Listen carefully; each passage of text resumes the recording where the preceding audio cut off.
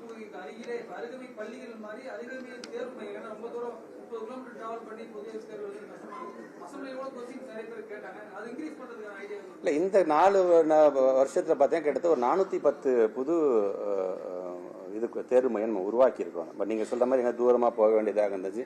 சில நேரத்தில் பார்த்தீங்கன்னா தேர்வு மையம் கொடுக்கறது பிரச்சனை. தேர்வு மையம் கொடுப்பதற்கு சில விதிகள் இருக்குது. அங்க இருக்கின்ற ஃபெசிலிட்டிஸ் ப்ராப்பரா இருக்கு, அங்க அதுக்கு தந்தாப்புல டாய்லெட் ஃபெசிலிட்டிஸ் இருக்குதா, அங்க வந்துட்டு போற தேர்வாளர்கள் சப்ளை அதுக்காக வரக்கூடிய சூப்பர்விஷன்ஸ்க்கு வந்துட்டு போற அளவுக்கு அந்த ஆக்சஸ் இருக்குதா, இதெல்லாம் பார்த்து சில விதிகள் மூலியமாக தான் கொடுக்குறோம். அதுலயும் பாத்தீங்கன்னா நீங்க சொல்ற மாதிரி 10th தேர்வு மையமாக இருந்தாலும் சரி, 12th தேர்வு மையமாக 4 ஆண்டுகள்ல கிட்டத்தட்ட ஒரு 410 தேர்வு மையங்கள் நாங்கள் புதுசாக உருவாக்கி இருக்கோம். இனி வருங்காலத்து அதெல்லாம் ஒரு ரீசனாக யாராச்சும் சொன்னாங்கன்னா கண்டிப்பாக அதுவும் நீங்க இப்படி விதிகளை ஸ்ட்ரிக்டா நான் தான் ஃபாலோ பண்ணல, அப்ப நான் இப்படி இருந்தா நான் கண்டிப்பா வரோம்னா அதையும் ரிலாக்ஸ் பண்றதுக்கு நாங்க ரெடியாக இருக்கணும்.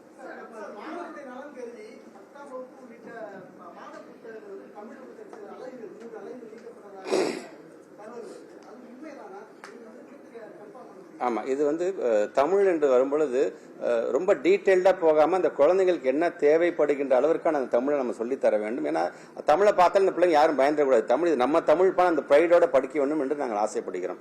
அதனால்தான் அந்த பிள்ளைகளுக்கு என்ன தேவை, தமிழ்ல தன்னோட பிள்ளைகள் என்ன தெரிந்து கொள்ள வேண்டும் என்று ஆசைப்படுகிறதுக்காக தகுந்தாக போல அதை நாங்கள் வடிவமைச்சிருக்கோம். அதை பல்வேறு தமிழ் ஆசிரியர்களும் அது உள்ளபடியே அது வரவேற்றிருக்கிறார்கள். இது ஆசிரியர் பெருமக்களுக்கும் சரி, மாணவ செல்வங்களுக்கும் இது நல்ல விதத்தில் அது பயன்படும் என்ற விதத்தில் தான் அதை நாங்கள் செஞ்சிருக்கோம்.